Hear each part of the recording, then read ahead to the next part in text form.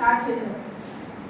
అక్కడ వాళ్ళకి ఎన్నో కష్టాలు పెట్టడం, వాళ్ళ చేత చాలా లేబర్ వర్క్ చేయించడం, ఇవన్నీ వాళ్ళకి బాడీకి ఫిజికల్ వర్క్ చాలా ఎక్కువైపోయింది. వాళ్ళు ఇంకా చాలా స్ట్రెస్ ఎక్కువైపోయింది. ఇక్కడ మనం చూసినట్లయితే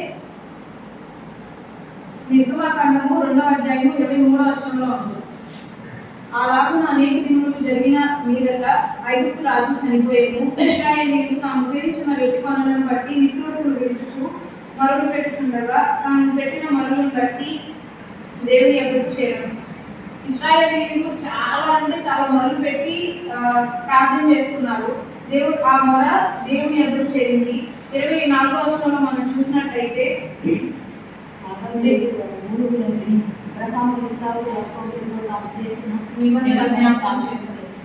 ఎక్కడ ఇశ్రాయేలీయులు, ఎక్కడ అబ్రాహాము, దేవుడు ఎక్కడ నిబంధన చేశారు. చాలా చాలా ఇయర్స్ బ్యాక్, చాలా సంవత్సరాల క్రితం చేసిన వాగ్దానాన్ని దేవుడు, ఓకే నా మిత్రుడు, నా స్నేహితుడు, నా అబ్రాహాముకి నేను చేసిన ప్రమాణము ఒక వాగ్దానం ఉంది కాబట్టి అని వాళ్ళ కోసం ఇప్పుడు అబ్రాహాం లేడు, అబ్రాహాం ఏం చూడడు. కానీ కొన్ని సంవత్సరాల క్రితం అబ్రాహాంకి చేసిన వాగ్దానాన్ని తను మర్చిపోకుండా తన సంతానమైన ఇశ్రాయేలీయుల కోసం ఈ వాగ్దానాన్ని ఆయన జ్ఞాపకం చేసుకొని వెంటనే 3వ అధ్యాయంలో మనం చూసినట్లయితే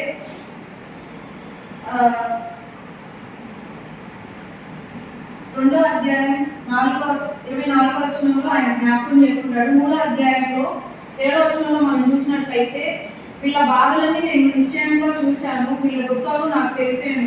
దేవుడు ఈ మాట చెప్పడం చాలా గొప్ప విషయం. ఎందుకంటే మనుషులు మనకు కొన్ని బాధలే చూస్తారు, మనం కొన్ని దుఃఖాలే వాళ్ళకి తెలుస్తాయి. కానీ దేవుడు స్వయంగా ఈ మాట చెప్పడం చాలా గొప్ప విషయం. ఎందుకంటే దేవుడికి సమస్తం తెలుసు. మనం కొన్నిసార్లు ఏమనుకుంటామంటే మంచి జరిగినప్పుడే దేవుడు మనతో ఉన్నాడు అనుకుంటాం. కానీ తెలియని విషయం ఏంటంటే మన దుఃఖాలు ఆయనకు తెలుసు, మనకు ఎన్ని బాధలు ఉన్నాయో ఏం బాధలు ఉన్నాయో కూడా ఆయనకు తెలుసు.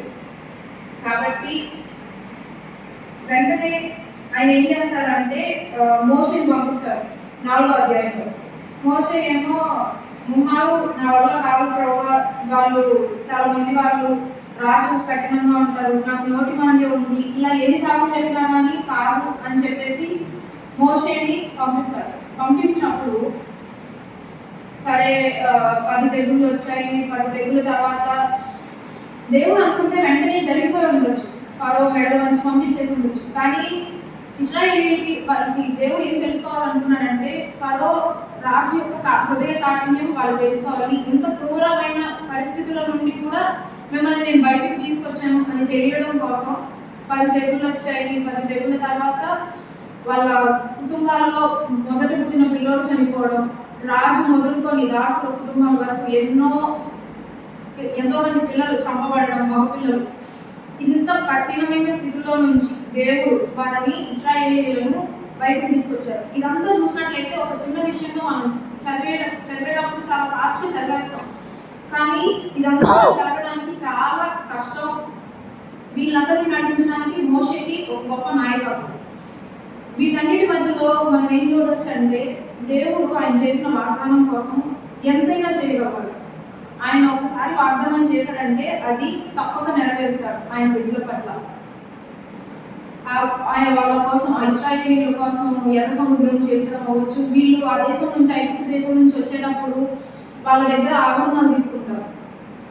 వాళ్ళ యజమానుల దగ్గర ఆభరణాలు తీసుకోవడం అవ్వచ్చు, చెప్పులు అరిగిపోకుండా, బట్టలు పాతగిపోకుండా, వాళ్ళు కట్టని బావులు వాళ్ళు అనుభవించడానికి వాళ్ళు ఈ 40 సంవత్సరాల దేవుడు వీళ్ళు ఎన్నిసార్లు గొనిగినా కానీ మనం ఏమనుకున్నామంటే 4 రోజుల్లో 40 సంవత్సరాలు చేసేసారు దేవుడు. కొన్ని రోజుల్లో 40 రోజుల్లో వెళ్ళిపోవాల్సింది దేవుడు 40 సంవత్సరాలు చేశాడు. దేవుడు కోపం అనుకుంటాం. కానీ మనం కూర్చుని ఆలోచించినట్లయితే 40 రోజుల్లో వెళ్ళిపోవాల్సింది కరెక్టే. అది వాళ్ళ అతిక్రమాల వల్ల, వాళ్ళ పాపాల వల్ల, వాళ్ళ సనుకుల వల్ల అది 40 సంవత్సరాలు అయింది. అది దేవుడు తీర్పని మనం అంటాం. కానీ మనం చూసినట్లయితే ఆ 40 సంవత్సరాల్లో కూడా పోషించింది దేవుడు. వాళ్ళ ప్రతి అవసరత తీర్చింది దేవుడు. వాళ్ళకి పొద్దున ఆహారం, మధ్యాహ్నం, సాయంత్రం, పగలు మేఘస్తంభం, రాత్రి అగ్నిస్తంభం, ఇవన్నీ కూడా ప్రొవైడ్ చేసిన దేవుడు. ఈ విషయాన్ని మనం మర్చిపోతాం. 40 సంవత్సరాలు, 4 సంవత్సరాలు ఇదే మనం ఆలోచిస్తాం. కానీ ఈ 40 సంవత్సరాల్లో కూడా వారికి దేవుడే తోడైనాడు. ఇక్కడ ఇన్ని చేసి మన్నాను, పూరేడు పిట్టలను వీళ్ళు దాటిన ప్రతి కంట్రీ కూడా, ప్రతి దేశం కూడా వీళ్ళు యుద్ధం చేసి వీళ్ళ స్వబలంతో సాధించింది ఏది లేదు. కానీ ఇదంతా చేసింది దేవుడు. వాళ్ళు ఏ యుద్ధం చేసినా కానీ వాళ్ళని గెలిపించింది దేవుడు. ఇన్ని చేసిన తర్వాత ఇంకా ఇంకా సనుగుతూ ఉన్నప్పుడు దేవుడికి ఒక స్టేజ్లో విసుగు వచ్చేసింది. దేవుడు ఏమంటాడంటే 33వ అధ్యాయం మనం చదువుకున్నాం. దాంట్లో మొదటి వచనంలో మనం చూసినట్లయితే, అబ్రాహాంకి, ఇస్సాకుకి, యాకోబుకి నేను ప్రమాణం చేశాను కాబట్టి వారి సంతానం మీరు కాబట్టి మీ కుటుంబాన్ని, మీ సంతానాన్ని నేను కానాను దేశానికి, పాలు తేనెలు ప్రవహించే దేశానికి వెళ్ళండి. మీరు నా దూతను మీకు ముందుగా పంపుతాను. మీకు అడ్డంగా వచ్చి ఈ దేశస్తులందరినీ నేను వెళ్ళగొడతాను అని చెప్తాను. అంటే దేవుడు ఇంత కోపంలో కూడా ఆయన ప్రేమ మనం చూడవచ్చు. ఎందుకంటే ఆయన చేసిన వాగ్దానం కోసం వీళ్ళందరినీ నేను వెళ్ళగొడతాను. మీ పితరులకు చేసిన వాగ్దానాన్ని బట్టి వీళ్ళందరినీ నేను, మీ దేశస్తులందరినీ నేను మీకు వెళ్ళగొడతాను. ఆయన అక్కడ కూడా మనం ఆయన ప్రేమ చూడవచ్చు. అక్కడ ఏమంటుందంటే, నేను మీతో వస్తే మీరు చేసే పనులు బట్టి నేను మిమ్మల్ని చంపేస్తానేమో, మీరు అలా చేస్తే మీరు ఆ దేశానికి వెళ్ళలేరు, ఆ వాగ్దానం నెరవేరు. అక్కడ కూడా మనం ఆయన ప్రేమ చూడవచ్చు. ఇన్ని చేసిన తర్వాత కూడా ఇశ్రాయేలీయులు ఇన్నిసార్లు ఇంత వ్యతిరేకంగా మాట్లాడిన తర్వాత కూడా దేవుడు ఏమంటాడంటే, నేను రాను, నా దూతను పంపిస్తాను. ఎంతో ఎందుకంటే 3వ వచనంలో మనం చూడొచ్చు, మీరు లోబడని ప్రజలు కనుక నేను మీతో కూడా రాను. చాలా బాధతో కూడిన ఎందుకంటే నేను ఎంత చేశాను మీరు ఆ దేశం నుంచి ఈ దేశానికి నేను తీసుకొచ్చాను. ఈ దేశం నుంచి దేశం మారడం వచ్చేటంటే వాళ్ళు ఏమంత సాఫీగా రోడ్ వేసి లేరు. వాళ్ళు ఎన్నో ఇబ్బందుల నుంచి, ఎన్నో యుద్ధాల నుంచి ప్రతిదీ మీకు చేసుకుంటూ దినదినము మీకు ప్రొవైడ్ చేసుకుంటూ 40 సంవత్సరాలు మీకు కాపాడి, పోషించి, రక్షించి తీసుకొచ్చినప్పుడు కొంచెం కృతజ్ఞత దేవుడు ఎక్స్పెక్ట్ చేస్తారు. కానీ అన్ఫార్చునేట్గా దేవుడికి వాళ్ళది చూపించలేకపోయారు.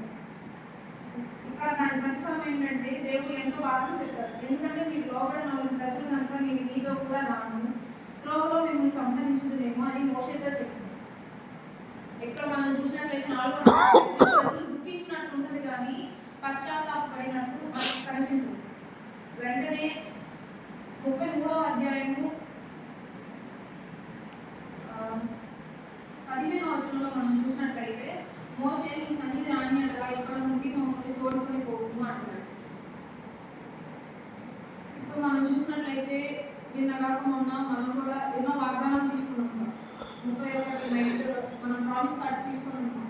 దేవుడు మనకి ఎన్నో వాగ్దానాలు సంవత్సరం కొత్త వాగ్దానాలు ఇస్తూనే ఉంటారు. సంవత్సరాలు గడుస్తున్నప్పుడు మనం ఏమనుకుంటామంటే, ఈ చిన్న విషయం, చిన్న హెల్త్ ఇష్యూ అవ్వచ్చు, చిన్న ప్రాబ్లం అవ్వచ్చు, ఫ్యామిలీ అవ్వచ్చు, స్పిరిచువల్గా అవ్వచ్చు, ఏదైనా చిన్న ప్రాబ్లం రాగానే దేవుడు ఏమైపోయాడు. మనం చాలామంది నాతో కలిపి ఎన్నోసార్లు అనుకుని ఉంటాం, కుండిపోయి ఉంటాం. కానీ ఆయన పట్ల, ఆయన చేసిన వాగ్దానం ఇశ్రాయేలీయుల పట్ల ఎంత ఉన్నతంగా ఉందో, ఆయన ఎంత స్టాండ్ తీసుకొని ఆ వాగ్దానాన్ని నెరవేర్చారో మన జీవితంలో కూడా ఆయన నెరవేర్చడానికి సిద్ధంగా ఉన్నాం. కాకపోతే మనం కూడా ఇశ్రాయేలీయులాగా మనం కూడా పదే ఆయన చేసిన వాగ్దానాన్ని నెరవేరిపోయే టైంలోనే మనం ఏమన్నా సనుగుతున్నామేమో, గొడుగుతున్నామేమో ఒకసారి పరీక్షించుకోవాలి. ఎందుకంటే ఈ సంవత్సరం ఏం జరిగింది నాకు అని మనం అనుకోవచ్చు. 2025 నాకేమంత మంచిగా లేదని మనం అనుకోవచ్చు, మంచి జరగలేదని మనం అనుకోవచ్చు. కానీ దినదినము ఆయన ఇచ్చిన ఆయుష్కాలమే, ప్రతిదీ ఆయన ఆయన చేస్తున్నదే, ఆయన ఇచ్చిందే ఆయన ప్రొవైడ్ చేస్తుంది. ఎంతో మంది తల్లి కడుపులో ఉండి చనిపోయిన వాళ్ళు మనం చూస్తున్నాం. కానీ మనం తల్లి కడుపులో నుంచి ఇన్ని సంవత్సరాలు ఈ సామాన్య భూమి మీద మనం ఉన్నామంటే దేవుడు ఇష్టమైన ప్రతిదీ ఆయన మనకు. ఎంతో మంది రోడ్డు మీద పడుకునే వాళ్ళు ఉంటారు, తల్లిదండ్రులు లేని వాళ్ళు ఉంటారు, ఆర్థిక సమస్యలు ఉన్న వాళ్ళు ఉంటారు, ఎన్నో బాధలు ఇబ్బందుల మధ్య ఉన్న వాళ్ళు ఉంటారు. వారికన్నా మనం ఒక బెటర్ పొజిషన్లో ఉన్నామని మనం అనుకోవాలి. దేవుడు కాపుదల అన్నిటికన్నా ముందు మనకి దేవుడు కాపుదల ఉన్నది. దేవుడు మన తోడు ఉన్నాడు కొన్ని సంవత్సరాలు అని మనం అనుకుని ఉండాలి. అంతేగాని చిన్న సమస్య రాగానే దేవుడు ఏమైపోయాడు, దేవుడు ఏం చేశాడు నాకు అని అనుకుని ఉంటే అది దేవుడికి ఎంతో దుఃఖం కలిగించే మాట. ఇక్కడ మనం చూసినట్లయితే 14వ వచనంలో 33వ అధ్యాయం 14వ వచనంలో 14-15 వచనంలో మోషే నిక్కచ్చిగా చెప్తాడు, నీ సన్నిధి రాకపోతే నన్ను తీసుకెళ్ళొద్దు. దేవుడు ఏం చెప్తాడు 3వ వచనంలో, నా దూత వస్తుంది అంటాడు. కానీ మోషే ఇక్కడ పట్టుబట్టి, లేదు ప్రభా, నీ దూత కాదు, నీ సన్నిధి తోడుగా ఉంటుంది. మనం కూడా ఈ కొత్త సంవత్సరంలో ఉన్నాం, 2వ దినం కాబట్టి మనం కూడా ఈ సంవత్సరం అంతట్లో మనం దేవుడు కాపుదల కోరుకుంటున్నాం. దేవుడు మన తోడు ఉంటే అది గాఢాంధకారమైనా కానీ పచ్చిక బయలైనా కానీ మనం క్షేమంగా ఉన్నాం. కాబట్టి ఆయన తోడు లేనిదే, ఆయన సన్నిధి తోడు రానిదే మనం ఏమీ చేయలేము. కాబట్టి ఆయన సన్నిధి మనతో ఉండాలని, మనలో సన్నిధులు కొనుగోలు ఏమన్నా ఒకసారి మనం పరిశీలించుకోవాలని ఈ సమయంలో అవకాశం ఇచ్చినందుకు ఆశీర్వాదాలు.